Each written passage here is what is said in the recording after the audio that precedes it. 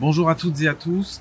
Un point de situation ce vendredi matin dans le contexte de gestion de crise et d'inondation qu'on connaît à Orsay.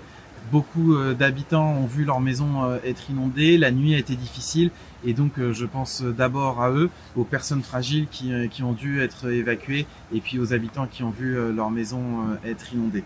Vous l'avez vu, le niveau de crue est supérieur à 2016, mais ce qu'on constate, c'est que la décrue s'opère. Elle va s'opérer tout au long de la journée, mais je continue d'en appeler à un fort niveau de vigilance. Les signaux d'alerte continuent d'être rouges.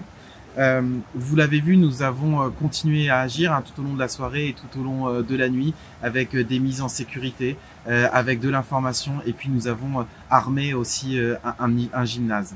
Dans ce contexte, je vais remercier évidemment les agents de l'État, de l'agglomération Paris-Saclay et de la ville qui ont été mobilisés tout au long de la nuit et qui le seront aujourd'hui. Nous allons continuer à agir, d'abord en recensant et en faisant de la remontée d'informations. Le numéro d'urgence va rester ouvert tout au long de la journée.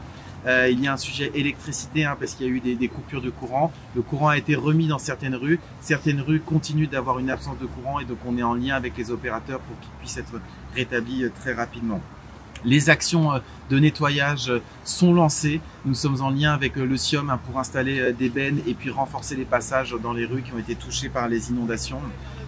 On va structurer l'action de solidarité. Je remercie les commerçants, je remercie les nombreux habitants qui nous ont sollicités pour voir comment est-ce qu'ils pouvaient aider. J'ai décidé de mobiliser la réserve citoyenne communale pour là aussi venir en aide aux habitants qui ont été touchés par les inondations. On va inspecter les équipements publics pour faire un état des lieux et voir dans quelles conditions ils peuvent être réouverts.